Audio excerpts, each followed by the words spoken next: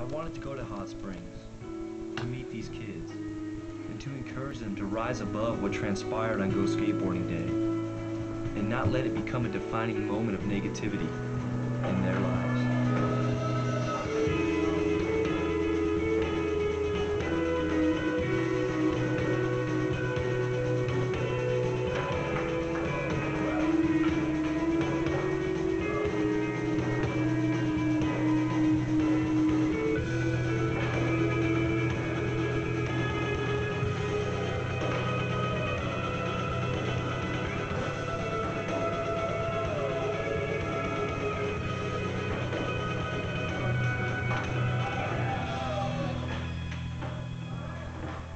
So, prior to Go Skateboarding Day 2007, what was the skate scene like here in Hot Springs? We used to skate downtown all the time, but we can't now. And like, this is where most of the spots are. You had been frequenting these spots before this incident. Like, I'd only got one ticket before that, and that was at the parking garage. They're not rolling out the red carpet to you, but there wasn't enough prior history to really be able to predict what was going to happen. And do you think it's just a bunch of bad decisions in the heat of the moment, or do you think it's the result of the overall mentality in the town? I think like right before all this happened, they like had decided to crack down on skateboarding, and we had no idea. So You guys got your courage up, the energy was right, you were feeling good, it was your day, it was Go Skateboarding Day, and you crossed the line. But I don't think you guys could have imagined what was gonna happen next.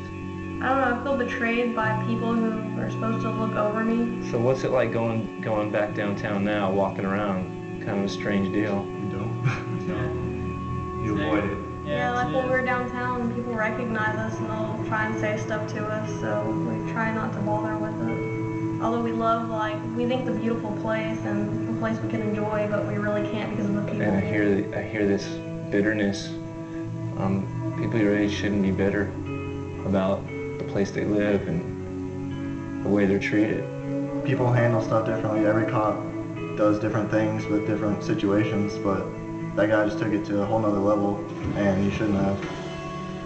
And I think if he would have handled it, like, if he would have took it easy, you know, it'd be way less awkward in Hot Springs. But he didn't, and now it's just really uncomfortable to live here. You feel alienated, you feel marginalized, you feel out of place, you feel like you don't belong. Especially like carrying a skateboard. So this is the parking garage where all the fun started. Yeah.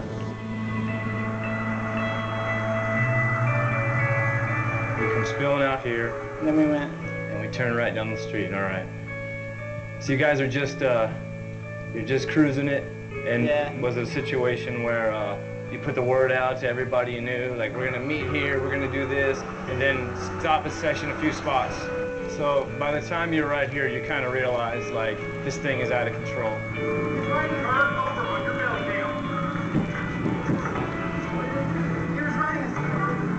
And you came back over here to try and help? Yeah, and we just wanted to come back and find out what was going on because we had taken the kid down here, so we felt like we were Right. responsible for him. Did you realize that it was a police officer at the time? Now, he was just telling us all to get back and stuff, and our friend Skylar took a picture, and like he saw him take the picture, and he was like looked up and he was like, you, and like Skylar just kind of started running off, like just walking slowly, and then the cop got up to go after him. He realizes that the kid just took a photo of him, and he just takes off chasing Skylar. Yeah, And Skylar got away.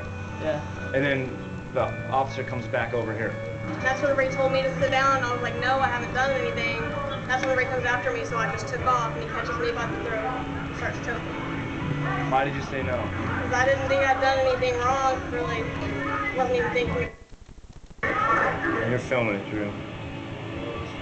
So eventually he has you lay down on the ground? Yeah, he cuffed me and put me on my stomach. He told me if I moved, he was going to spray me with mace, which I didn't understand because I hadn't said anything to him. So.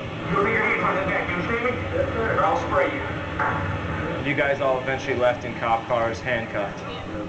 That's got to be surreal. You start the day just going out to have some fun, and the next thing you know, you're being carted off in a cop car with handcuffs on. Yeah, blown out of proportion way too fast. It's nuts.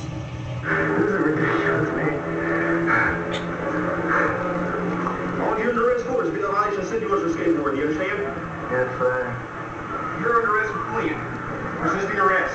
You're under arrest for interference with law enforcement officer. Resisting arrest. Violation of city ordinance. When you guys think about it and you guys watch the video, do you feel like in some way you're responsible for what happened? Everyone was responsible for their actions, but it could have been handled differently and we would have done different things if the police had done different things. Is this something that you're gonna get over, that can be fixed in some way, can be mended? Is there any kind of reconciliation? Is there any way that would make you guys feel better about what happened? Skating is our life. That's what we want to do every day, but for like 6 months we were on house arrest or probation or doing community service, or just couldn't go anywhere because we were going to be in trouble or be seen by somebody. What they're supposed to do is give you a ticket, maybe even take your board and have your parents come down there and grab it. I mean, you don't get pulled over for speeding and have them just jerk you out of the car and start choking you, you know? It's not right. No. Not the way to handle it. You're absolutely right. My impression from meeting you and spending time with you, and then even from what I saw in the video, it's not like you're these rowdy, obnoxious, out-of-control teenagers that have no respect for anything. You're just skateboarders who love skateboarding, right? I think people stereotype us and have a misconception of who we are. Like they think we like vandalize or do drugs or whatever, and we're just not like that. So you think the reputation of some skateboarders preceded you, and you were punished for that? Yeah, for their actions we were punished. So if you guys could talk to this officer, talk to the judge, if you had the opportunity to say something about yourselves before this incident, before they passed judgment on you, what would you want to say to them? Like, not all skateboarders are bad. Sure, there's bad ones, but there's bad everything. There's bad football players, bad basketball players. There's a stereotype that every skateboarder is bad, and it's not true at all, you know? You can't let that be a defining moment in your life, something that's going to loom over you and something you carry with you for your whole lives. You just can't. You gotta get past it, because if you don't, they win, and we as skateboarders can never let them win, ever. I mean, this could happen like 1,000 more times. We'll never stop skating, you know?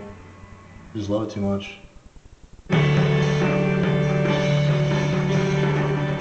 The events of Go Skateboarding Day have crippled these young people. Not because of the violence of the initial encounter with the police officer, where things happened in the heat of the moment, and poor decisions were made on both sides, but rather because of the fact that these kids were singled out and punished while the police officer was exonerated from any wrongdoing, thus spurring a city to shun these kids. That is the real crime in Hot Springs. Not some kids skateboarding where they were not supposed to, not the inappropriate actions of one police officer, but the fact that a community has made these kids feel like the lowest of criminals. That is what makes this entire incident so shameful, and something all communities can and should learn from.